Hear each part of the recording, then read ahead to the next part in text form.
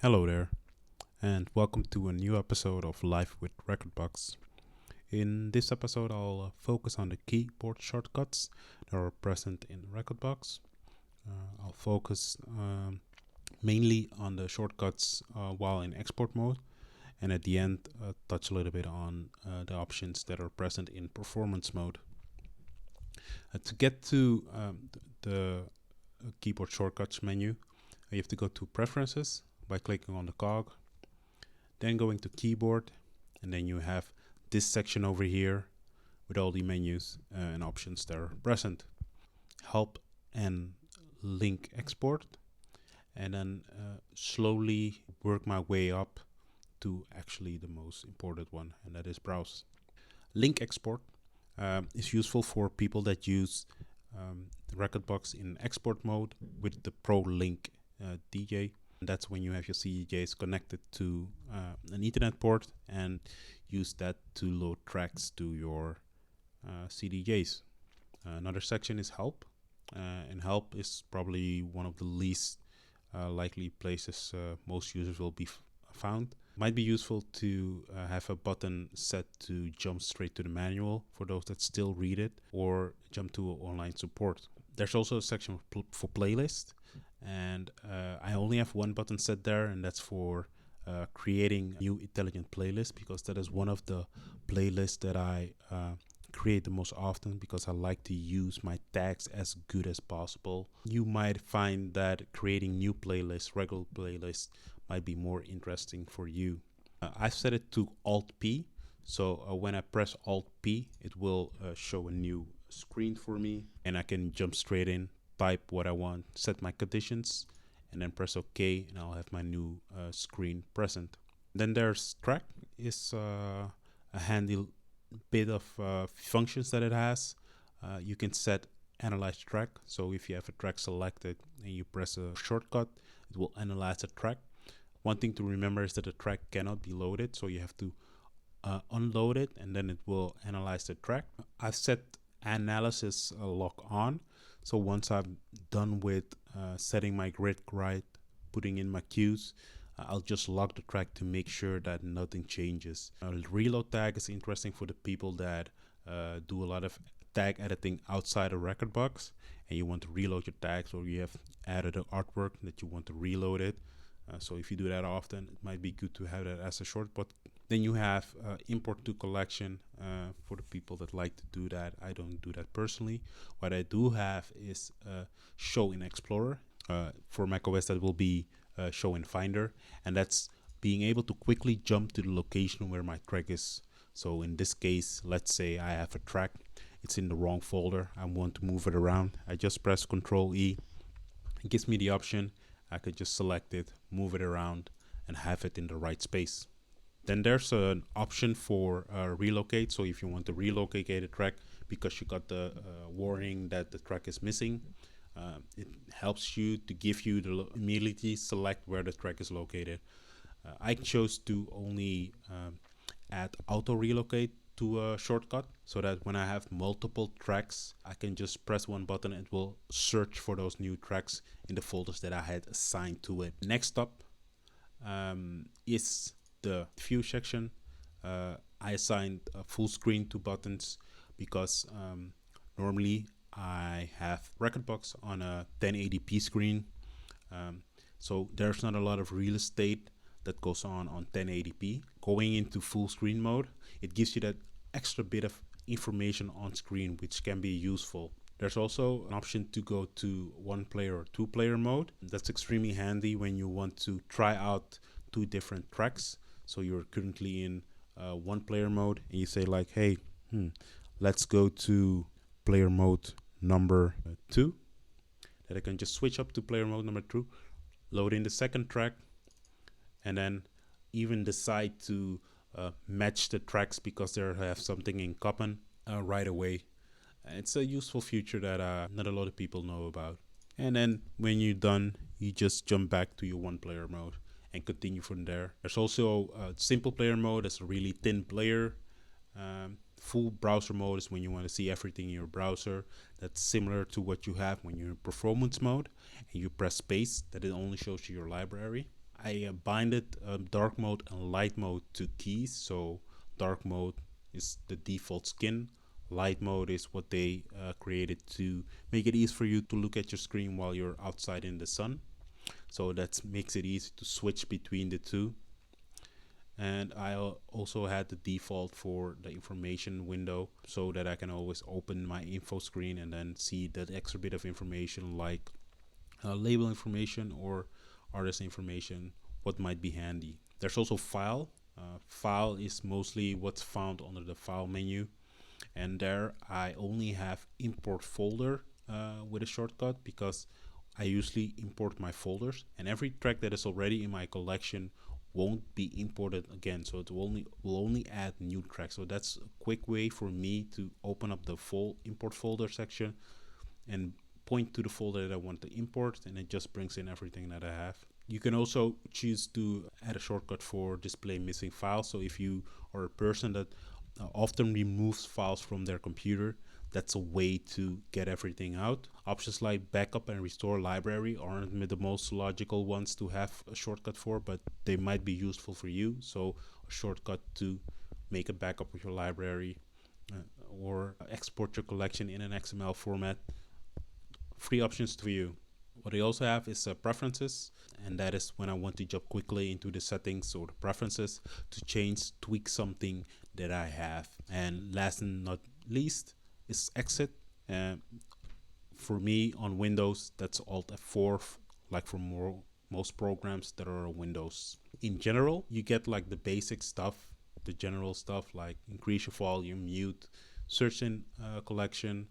Search in collection can be really useful. Is when you're browsing and you're on your laptop, but you don't want to move to your search bar. You just keep it simple by Control F, jump straight in it, and can type straight away because your hands are already close to the keys. And the options we have next are player A and player B. I'll start at player A because that's mostly player 1 and the most important deck in export mode. Okay, the one difference that you have in export mode and performance mode is in export mode, a space will start or pause your track that is loaded in. Then you have quantize. Quantize is binded to queue. Well, that's handy when you don't want to set a hot queue or a memory queue on the beat marker, but you want to set it at a specific start of a word that might be in between the two markers. I do that often to quickly toggle it off, move my cursor there, put a queue, put on quantize, and then continue from there on. The reason I keep it on is that when I set a hot queue and I want it to be on the marker, it jumps to that marker, so it puts it straight on the spot and not like a few milliseconds in front or too late. Time mode is a function that's underneath here that will toggle on and off. So with next track and previous track, you can opt to play the next or the previous track. I don't use that, but you might find it useful. And so there's a group of you that I use the most when I'm in export mode, and that are queue, memory queue, loop in, loop out, and that's things that I like to use when I have a track playing and I can do everything on the fly. So what I do is a track is playing, I press I, and it sets the cue there. And when I press C, it jumps back, stops the track, and there I can decide to press 1 to set hot queue or press M to set a memory queue. The advantage is when a track is playing on the fly and I press M is that it will set a memory queue even though that the cursor is at a different location. So it will set it where the queue is set. When I press Q and the track is standing still, it will jump to the closest beat marker and set the queue there. But if the track is playing, it will jump back to where the queue marker is. So that's a little bit handy to play around with. One of the other features that I also use often is O. So you have I for loop in and O for loop out. For those that don't know, those same functions work when you have a controller or even a mixer with those buttons, that you can set those points as the cue marker. So what I do is that I set a loop, press O, and then you have R to enter or exit the loop. So the moment you press O, you enter the loop. You press R, you can exit the loop. And with INO, it gives you the flexibility to set your loops at the distance that you want. So if you want to have 3 bars, 3 beats, whatever, that's what it's gonna be. And when you look further, there are also default options present. By default, 1 beat, 2 beat, 4 beat, and more are binded to keys that you can use to select those. So if you're somebody that likes to use loops often, this is a great way to quickly select that when you don't have those specific lengths available. And that's for you to quickly do that when you have a track and you know that, oh, I want to have this section loop straight away, instead of going to your controller. Or if you don't have a controller, you also have the ability to set options to cut a loop or double it. So if you want to do that from your laptop, you can do a / or a / to cut or double the loop. As I said before, there are also buttons for the hotkeys 1 to 3. Those are options that actually stem from an old time, that when there was only 3 buttons for the hotkey. So those 3 default state, and it's usually the 3 hotkeys that you'll use the most. More than 3, not everybody uses that, but those numbers are the most important ones. So A, B, and C, you'll use those the most often. But you can also opt to say, no, I want to have everything set till B, because we don't have 8. We just have 16 with the Rekordbox, and that's great. So you have N and B to jump between the different memory cues you might have set in your track. So here we have 1. Let's say on the fly, we set 1 here as well. And then you realize, oh wait, I want to go back to the previous one. You can jump between the 2 if you don't have a dedicated button for that. Or if you use a mixer like the DGM S11, it doesn't have any dedicated buttons for the memory cue, that you can use that to jump between the different memory cues and start from a certain point. So if you want to delete a memory and you're standing right on it, you press X and you delete it, you jump back, you press X again and you delete your memory cues just like that. And then you also have the jump forward and reverse, so another 2 buttons that I use a lot. When you have set what the length is for you to jump, you can either choose to use the buttons over here, or with your keyboard, the left and right cursor, and then jump between your tracks. So when I want to jump like a few bars or maybe beats, I just press the right cursor a few times. I press I to mark my cue, press M, I set my memory cue, or I press C and then I press one of the hotkeys to set my hotkey there. And that's something that will build up because you'll get muscle memory because you're doing it more often. You're doing it multiple tracks after another. So the keys on the A row are all dedicated for your memory cues. If you don't use memory cues, you can delete them and then use them for something else. But this is compared to the hotkeys, they're all set out. And that's another thing that's from the past when memory cues were more present than hotkeys. And then there's also the ability to jump to the screen that shows you your memory cues or your hotkeys. So in this case, you want to jump to your hotkeys. Well, and then you do F11. Want to jump to your information screen, then you press F12, or you go back to your memory screen.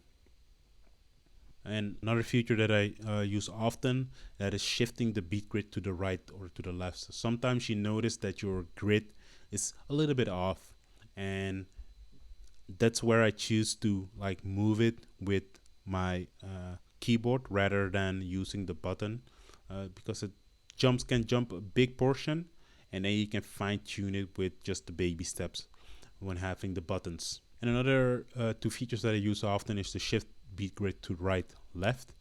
I do that to when I see that there's a portion that's off, to quickly jump a big section, and then use the buttons to zoom in on the section that I can set it as tight as possible. You also have an option to shift the beat grid to the center, expand the beat interval, shrink it. I don't use the shortcuts, but it's possible. And I noticed that Rekordbox has gotten better with setting the interval, so there isn't a lot of adjusting needed over there. There's also options to assign keys to adjust the whole beat grid or just parts of the beat grid. And those are these two buttons over here. If you use them often, there's a great way to just set that. And what I've done for myself is set the tap button so that I can tap to make sure that the BPM is right when I see that grids are a little bit off, but I can't change it by just resetting it. I have to check if the BPM is right, and that's when I use tap for that. And it's a really easy button, the tap button, because it's big enough on your keyboard and can give you that right sense of ticking it. There are also options for undo and redo. Don't confuse these with undoing a mistake you have done in your collection, but more undoing the grid changes that you have made. And those are these two arrows over here. Then what you also have are sync, master tempo, and tempo speed. So you can decide to press a button to turn on sync if you don't have that on your controller or your mixer. Pitch bang to slightly jump forward and backwards. And for player B, it's essentially the same, with the biggest difference being shift being added to the key. So you want to set the memory cue on the second deck, you press shift M. You want to set a hot cue for the one on your second deck, you press shift 1. So that's the biggest difference when you use two decks and you want to do something on the second deck. I don't use it that often. I usually have just one player that I use, and I just do as many things that I can, and only open the second player when I want to match a track or just try out a track to see how it sounds. But I usually have the tracks already prepped that I want to test it with. And last, the most important section is browse. And essentially, browse is everything that's located in here, along with this a little bit section and something that's hidden over here, which we'll touch on. So for myself, there's an undo track load. So when you load a track and you roll it on the wrong deck, perhaps it's a deck where you have something else planned, or when you don't have a locked deck selected, when you press Ctrl C, it loads back, undoes the load, and places back what you have set there. Then you have the switch to tag list. And switch to tag list is just jumping to your tag list that is seen here. So when you show your playlist and you have one of the other banks selected, if you have that option selected or binded to a key, it will jump straight to your tag list. And for those that don't know what a tag list is, the tag list is essentially your prepare list where you prep all the tracks that you plan to play within the next few turns, or a track that you have something planned for that you want to do at a later moment. And the other options that are linked to that are add selected tracks to tag list. So you may not have a specific dedicated button for that, or when you're browsing and you scroll past a track that you think like, that's a good one to have, you can just decide to use the key shortcut that you assign to it, and you'll see the track appear there. You can also select multiple tracks and it will add the tracks in your tag list.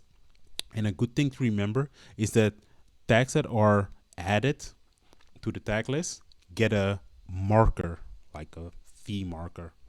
And also the text that can be seen here, registered at tag list, to give you a signal like, hey, this track is in your tag list and you don't have to re-add it or something like that. And there's also options to select the palette banks, and the palette banks are actually the 3 empty boxes that you see next to the tag. Those will show up, and those will give you 4 playlist options for you to see. And there are dedicated buttons to add tracks which you might be browsing through in your collection, to either of those playlists that are selected here. So when you combine it with the switch to tag list, you can quickly jump between different playlists without going with your mouse or your mouse pad to the left in a playlist, scroll down. It might be hidden in a folder. No, you just know, like, okay, I need to jump between the different banks of playlists that I have set. So you might be a wedding DJ and you have like one bank that is for the crowd 60 and up. You might have a bank with playlists for the crowd that is between 30 and 60, and then you have a bank that is for everybody under 30, and you can quickly, if you assign the keyboard shortcuts, quickly jump between the different banks, have those playlists ready, and just drag from there instead of going to the left and then close it, or constantly having this open after decide from, okay, how am I going to do that? Another option that I use often is to locate track loaded on the deck. So when you scroll and you want to jump back to a specific location because you sorted the column in a certain way on BPM or key or on artist name, but you want to jump back to that track that is loaded in the deck, I assign Control L to that so I can jump straight back to the track. If I sorted it on BPM, look from there again because I went too far. And there are also other options to show the artwork, hide and show the category filter and the My Tag filter. So if you're somebody that uses the category and the My Tag filter often, that's a good way to quickly open it and then have you select from here, or quickly open this one over here and then select this. So in performance mode, it's slightly different. So even though most of the keys are the same, you have the ability to select some of the presets, get deck 3 and 4, all deck, sampler, video, recordings. So you get more options and settings that you could bind to keys. So if you use lighting, you can have a key that is set to instantly jump to cool, or you can have a key for your video that makes sure that you turn off AV sync, or that you call your favorite transition effects. You can even set certain settings for your effect decks if you don't have dedicated buttons for that, or a dedicated MIDI controller. If you want to start and pause your recording with a specific button, you can set that as well.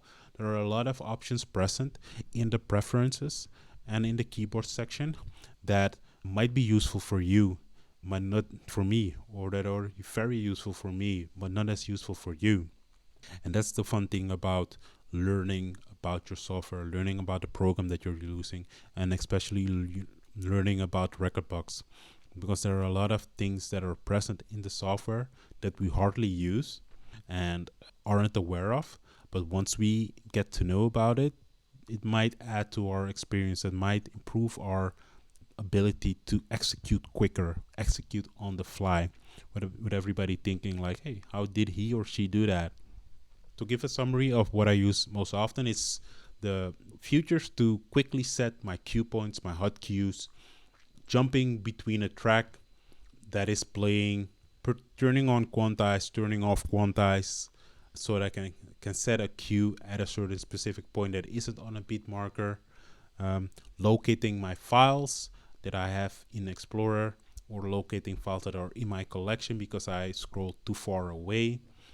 And it's also easy stuff like turning on light mode, so you don't have to find a specific button, or that you don't have to go to view, but you can just do it quickly and get that sorted.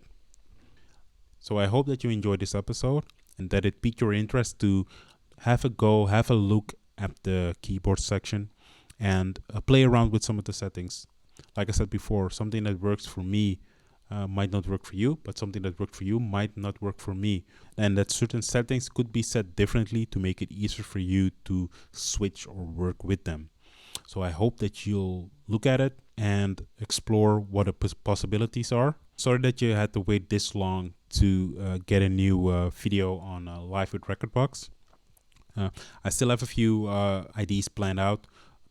Among things, having a look at the preferences itself. So all the settings that are present in preferences and what it means for your layout, for the functions that you have. I also have a video linked up for my playlist and collection view settings. So why I chose to have certain columns open and visible and why I hit some. But also how I've built up my playlist and why some are in folders, some are not in folders, why I might not have as many as other people or I have more than other people.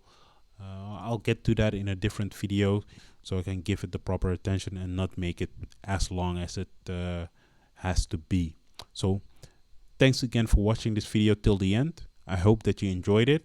Give it a like if you enjoyed it and want me to continue making more videos. Give me a comment what you think could be different, want to know more about. I'm always down to have a chat with everybody that's using Rekordbox or is interested in using Rekordbox. Take care.